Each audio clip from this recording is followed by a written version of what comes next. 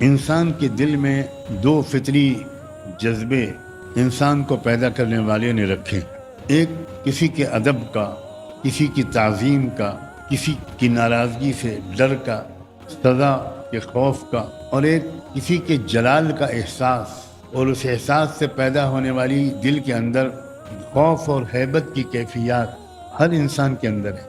ایک بچہ ڈرتا بھی ہے اپنے بڑوں سے، ادب بھی کرتا ہے، بچتا بھی ہے ان کی ناراضگی کے اسباب سے، اور ایک دوسرا جذبہ ہر انسان کے اندر اللہ نے اس کے ساتھ ایک اور رکھا ہے، محبت کا، عشق کا، کسی کے جمال کے احساس کا۔ اس کی وجہ سے اس کے اندر ڈر نہیں پیدا ہوتا، مزید مانوس ہوتا ہے، قریب ہونا چاہتا ہے، قریب سے دیکھنا چاہتا ہے، ملنا اور چمٹنا چاہتا ہے۔ یہ انسان کی فطرت کے اندر رکھے ہوئے جذبے ہیں، شعور جلال کا بھی، خوف، ادب اور عظمت اور ہیبت کا بھی، اور عشق و محبت اور جمال کی کشش کا بھی۔ اب اسلام کا جو مقصد ہے، جو روح ہے، جو اسپرٹ ہے، جو خلاصہ ہے شریعت کا، وہ یہ ہے کہ انسان کے دل کے یہ فطری جذبے، وہ خوف والا ہو یا محبت والا ہو، یہ ان دونوں کا رخ سب سے زیادہ اللہ کی طرف ہو۔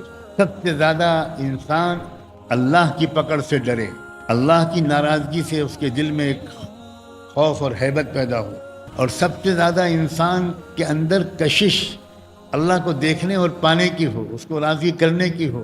سب سے زیادہ محبت، اپنائیت کا احساس، قرب کا احساس اللہ سے ہو۔ اقرب الیہ من حبل الورید۔ یہ جتنی عبادتیں رکھی گئی ہیں، بہت غور سے سمجھنے کی کوشش کریں۔ یہ عبادات جتنی ہیں، ان عبادات کا اصل مقصد یہی ہے کہ یہ دونوں کیفیات جو انسان کی فطرت اور مزاج میں اللہ نے رکھے ہیں، خوف اور محبت، یہ دونوں کا رخ سب سے زیادہ اللہ ہی کی طرف ہو جائے۔ سب سے زیادہ انسان کے دل میں ادب اور خوف پیدا ہو اللہ کا، بچنے کی فکر پیدا ہو اللہ کی سزا سے، فلاں اور فلاں کی ناراضگی سے زیادہ، فلاں اور فلاں کی سزا سے زیادہ اللہ کی ناراضگی اور سزا سے بچنے کی فکر آ جائے۔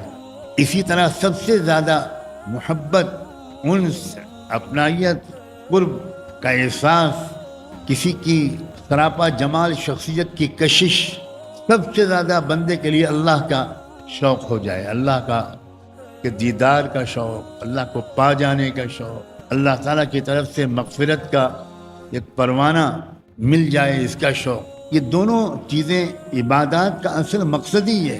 نبئ عبادی انی انا الغفور الرحیم وان عذابی هو العذاب العلیم۔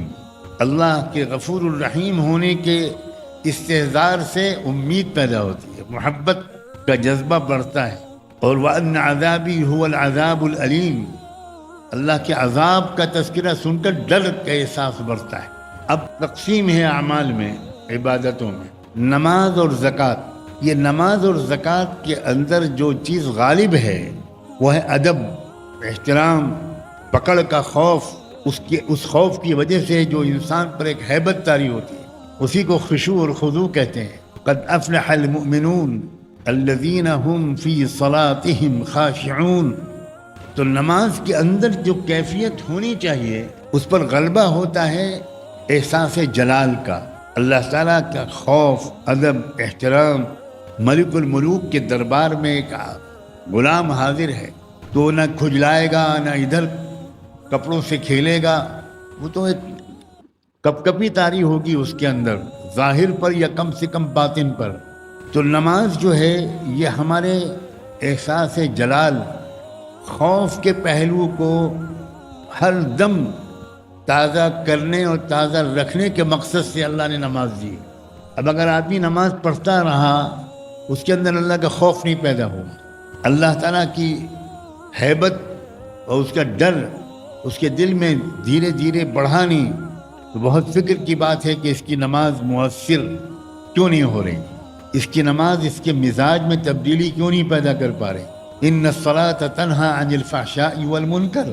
یہ شخص گناہوں سے رک کیوں نہیں پا رہا ہے؟ اس لیے نہیں رک پا رہا کہ باوجود اس کے کہ بظاہر یہ نماز پڑھ رہا ہے، لیکن نماز استحضار کے بغیر پڑھ رہا ہے، تو نماز کا جو جوہر اور روح اور مقصد ہے دل میں اللہ کا خوف پیدا کرنا، دھیرے دھیرے اس کو بڑھانا، وہ چیز اس کو حاصل نہیں ہو پا رہی، تو اسے اپنی نماز کو بہتر بنانے کی فکر کرنی پڑے گی۔